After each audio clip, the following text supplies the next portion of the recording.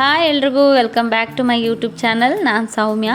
So ಇವತ್ತಿನ ವ್ಲಾಗ್ನ ನಿಮ್ಮ ಹತ್ರ ಶೇರ್ ಮಾಡ್ಕೊಳ್ಳೋದಕ್ಕೆ ಮುಂಚೆ ಎಲ್ಲರೂ ಹೇಗಿದ್ದೀರಾ, ಚೆನ್ನಾಗಿದ್ದೀರಾ ಅಂತ ಅಂದ್ಕೊಳ್ತೀನಿ. ನಾನು ಸೂಪರಾಗಿದ್ದೀನಿ. ಸ್ವಲ್ಪ ಗ್ಯಾಪ್ ತೊಗೊಂಡೆ ಅನಿಸುತ್ತೆ ವಿಡಿಯೋಗಳನ್ನ ಅಪ್ಲೋಡ್ ಮಾಡೋದಕ್ಕೆ, ಸ್ವಲ್ಪ ಸಮಯ ಸಿಕ್ಕಿರಲಿಲ್ಲ. ಹಾಗಾಗಿ ಇವತ್ತಿನ ವ್ಲಾಗ್ನ ನಿಮ್ಮ ಹತ್ರ ಶೇರ್ ಮಾಡ್ಕೊತಾ ಇದ್ದೀನಿ. ಫುಲ್ಲಾಗಿ ವಿಡಿಯೋನ ನೋಡಿ ಯಾವ ರೀತಿ ಬಂತು ಅಂತ ನನಗೆ ಕಮೆಂಟ್ ಮೂಲಕ ತಿಳಿಸಿ.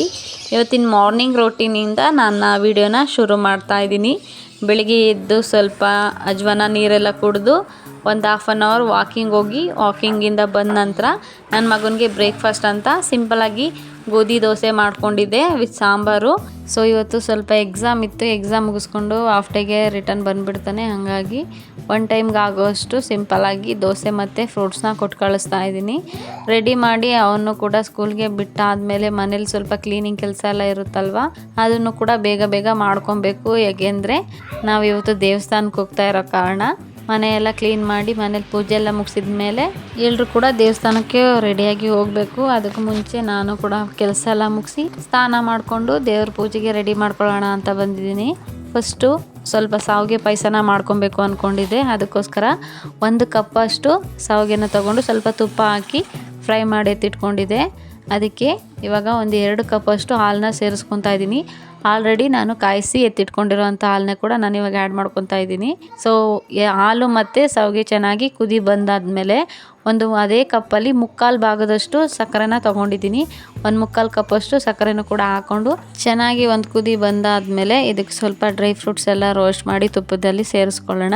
ಅದಕ್ಕೆ ನಾನು ಬಾದಾಮಿ, ಗೋಡಂಬಿ ಮತ್ತು ಒಣ ದ್ರಾಕ್ಷಿನ ತೊಗೊಂಡಿದ್ದೀನಿ. ಅದನ್ನು ಸ್ವಲ್ಪ ತುಪ್ಪದಲ್ಲಿ ಹುರಿದು ಇವಾಗ ಮಾಡಿಟ್ಟಿರೋಂಥ ಪಾಯಸಕ್ಕೆ ಸೇರಿಸ್ಕೊತಾ ಇದ್ದೀನಿ. ಕ್ವಿಕ್ಕಾಗಿ ಮಾಡ್ಕೊಂಬಿಡ್ಬೋದು ಈಸಿಯಾಗಿ. ನಾನು ಸ್ವಲ್ಪ ಕ್ವಾಂಟಿಟಿಯಲ್ಲಿ ಮಾಡ್ಕೊಂಡಿದ್ದೀನಿ. ಇವತ್ತು ನಾವು ಯಾವಾಗ ಸ್ವಲ್ಪ ಕ್ವಾಂಟಿಟಿಯಲ್ಲಿ ಸ್ವೀಟ್ ಆಗಲಿ ಅಥವಾ ಏನಾದರೂ ಒಂದು ಡಿಶ್ ಮಾಡಿದಾಗ ಅವತ್ತೇ ತುಂಬಾ ಟೇಸ್ಟ್ ಚೆನ್ನಾಗಿ ಬಂದಿರುತ್ತೆ.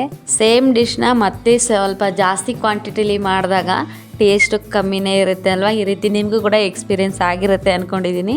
ಆಗಿದ್ರೆ ಕಮೆಂಟ್ ಮೂಲಕ ತಿಳಿಸಿ. ಎಲ್ಲ ಕ್ಲೀನ್ ಮಾಡಿ ಹೂವೆಲ್ಲ ಇಟ್ಟು ಎಲ್ಲ ಅರೇಂಜ್ಮೆಂಟ್ಸ್ ಮಾಡ್ಕೊಂಡಿದ್ದೀನಿ. ಇವಾಗ ಪೂಜೆ ಎಲ್ಲ ಮಾಡ್ಕೊತಾ ಇದ್ದೀನಿ. ನಾನು ಪೂಜೆಗೆಲ್ಲ ರೆಡಿ ಮಾಡೋ ಅಷ್ಟರೊಳಗಡೆ ನಮ್ಮ ಹಸ್ಬೆಂಡ್ ಹೋಗಿ ನನ್ನ ಮಗನ ಸ್ಕೂಲಿಂದ ಪಿಕಪ್ ಮಾಡ್ಕೊಂಡ್ಬಂದರು. ಹಾಫ್ ಡೇನೇ ಇರೋದ್ರಿಂದ ಬೇಗನೆ ಬಂದ ಅವನು ಕೂಡ. ಸೊ ನಾವು ಕೂಡ ಎಲ್ಲರೂ ಪೂಜೆ ಮುಗಿಸ್ಕೊಂಡು ಇವಾಗ ಓಡಬೇಕು. ಹಾಗಾಗಿ ಸೊ ಬನ್ನಿ ಇವತ್ತಿನ ದಿನ ಯಾವ ರೀತಿ ಇತ್ತು ಅನ್ನೋದನ್ನು ನೋಡ್ಕೊಂಡು ಬರೋಣ. ಕಂಪ್ಲೀಟಾಗಿ ವಿಡಿಯೋನ ನೋಡಿ. ವಿಡಿಯೋ ಇಷ್ಟ ಆಗಿದರೆ ಒಂದು ಲೈಕ್ ಮಾಡಿ, ಶೇರ್ ಮಾಡಿ, ಕಮೆಂಟ್ ಮೂಲಕ ತಿಳಿಸಿ ಯಾವ ರೀತಿ ಬಂತು ಅಂತ.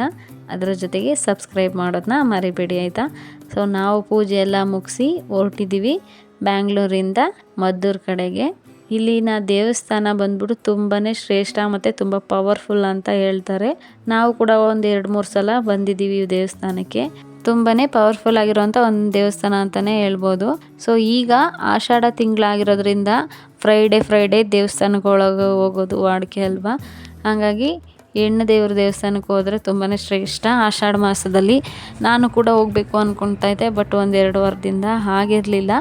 ಈ ವಾರ ಪ್ಲ್ಯಾನ್ ಮಾಡಿಕೊಂಡು ಹೋಗಲೇಬೇಕು ಅಂತ ನಾವು ಮತ್ತು ನನ್ನ ಫ್ಯಾಮಿಲಿ, ನಾನು, ನನ್ನ ಮಗ ಮತ್ತು ನನ್ನ ಹಸ್ಬೆಂಡು ಎಲ್ಲರೂ ಕೂಡ ಬಂದಿದ್ದೀವಿ ಮದ್ದೂರು ಹತ್ರ ಬರೋ ಒಂದು ಪಿರಿಯಾಪಟ್ಟಣದಮ್ಮ ದೇವಸ್ಥಾನಕ್ಕೆ. ತುಂಬಾ ಪವರ್ಫುಲ್ ಮಾತ್ರ. ನಮಗಂತೂ ಅಲ್ಲಿ ಹೋದಾಗೆಲ್ಲ ಒಂಥರ ಪಾಸಿಟಿವ್ ಎನರ್ಜಿ, ಪಾಸಿಟಿವ್ ವೈಬಲ್ಲೇ ನಾವು ರಿಟರ್ನ್ ಬರ್ತೀವಿ. ಹಾಗಾಗಿ ಆಷಾಢ ಮಾಸದಲ್ಲಿ ಬೆಲ್ಲ ಮತ್ತು ಅಕ್ಕಿ ಕೊಟ್ಟು ಪೂಜೆ ಮಾಡಿಸಿದ್ರೆ ತುಂಬ ಒಳ್ಳೆಯದು. ಯಾವುದೇ ದೇವಸ್ಥಾನಕ್ಕೆ ಹೋದರೂ ಹೆಣ್ಣು ದೇವ್ರ ದೇವಸ್ಥಾನಕ್ಕೆ ಈ ರೀತಿ ಬೆಲ್ಲ ಮತ್ತು ಅಕ್ಕಿನ ಕೊಟ್ಟು ಪೂಜೆ ಮಾಡಿಸೋದ್ರಿಂದ ನಮಗೆ ಮತ್ತು ನಮ್ಮ ಫ್ಯಾಮಿಲಿಗೆ ತುಂಬ ಒಳ್ಳೆಯದಾಗುತ್ತೆ ಅಂತ ಹೇಳ್ತಾರೆ. ಹಾಗಾಗಿ ನಾನು ಕೂಡ ಪೂಜೆ ಎಲ್ಲ ಮುಗಿಸ್ಕೊಂಡು ದೇವಸ್ಥಾನದಲ್ಲೇ ಪ್ರಸಾದ ಎಲ್ಲ ಕೊಡ್ತಾರೆ, ಅದನ್ನು ಕೂಡ ಊಟ ಎಲ್ಲ ಮುಗಿಸಿ ಹೊರಡ್ತಾ ಇದ್ದೀವಿ. ತುಂಬಾ ಖುಷಿ ಆಯಿತು ಇವತ್ತು ದೇವಸ್ಥಾನಕ್ಕೆ ಬಂದಿದ್ದು.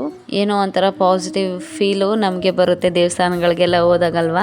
ಸೊ ಹಂಗಾಗಿ ಪೂಜೆ ಎಲ್ಲ ಮುಗಿಸಿದ ನಂತರ ಬರುವಾಗ ಆಲ್ಮೋಸ್ಟು 6:37 ಆಗ್ತಾಯಿತ್ತು.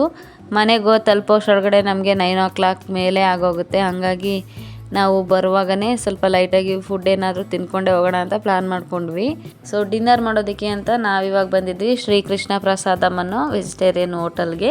ಸೊ ನಮಗೆ ಈ ಹೋಟೆಲ್ ಒಂದು ಬಿಡದಿಯಿಂದ ಬರುವಾಗ ಆನ್ ದ ವೇನೇ ಬರುತ್ತೆ. ಸೊ ಮುಂಚೆ ಯಾರಾದರೂ ಈ ಹೋಟೆಲ್ಗೆ ವಿಸಿಟ್ ಮಾಡಿದರೆ ಕಮೆಂಟ್ ಮೂಲಕ ತಿಳಿಸಿ.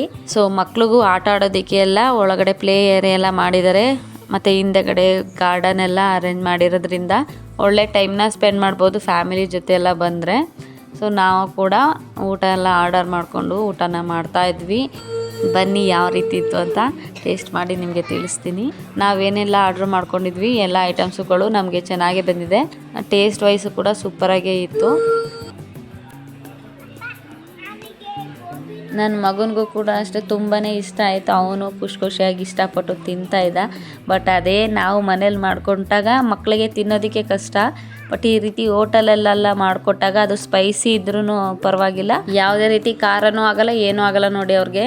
ಅವಾಗ ಮಾತ್ರ ಆರಾಮಾಗಿ ಚೆನ್ನಾಗಿದೆ, ಟೇಸ್ಟ್ ಯಮ್ಮಿ ಆಗಿದೆ ಅಂತ ತಿಂತಾರೆ. ಮನೇಲಿ ಸ್ವಲ್ಪ ಖಾರ ಜಾಸ್ತಿ ಆದ್ರೂ ಸಾಕು, ಖಾರ ಆಗಿದೆ ನನಗೆ ಬೇಡ ಅಮ್ಮ ಅದು ಇದು ಅಂತ ಕತೆಗಳು ಹೊಡಿತಾ ಇರ್ತಾರೆ.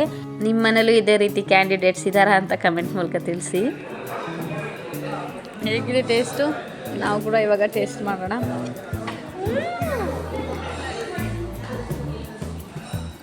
ಹೇಗಿದೆ ಮಗನೆ? ಚೆನ್ನಾಯ್ತಾ? ನಾನು ಕೂಡ ಇವಾಗ ಟೇಸ್ಟ್ ಮಾಡಿದೆ.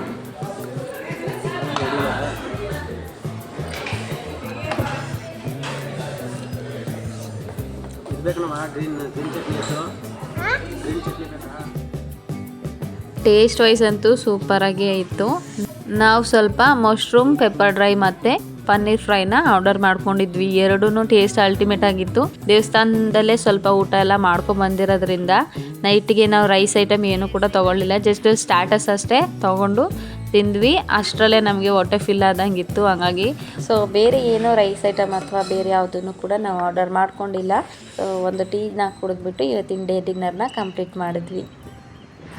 ಸೊ ಇವಾಗ ಸ್ವಲ್ಪ ಊಟ ಎಲ್ಲ ಮುಗಿಸಿ ಇಲ್ಲಿಂದ ಬ್ಯಾಂಗ್ಳೂರ್ಗೆ ಹೊಡ್ತಾ ಇದ್ದೀವಿ. ಆಲ್ಮೋಸ್ಟ್ 1 hour ಆಗುತ್ತೆ ಇಲ್ಲಿಂದ ಟ್ರಾವೆಲು. ಊಟನೂ ಚೆನ್ನಾಗಿತ್ತು.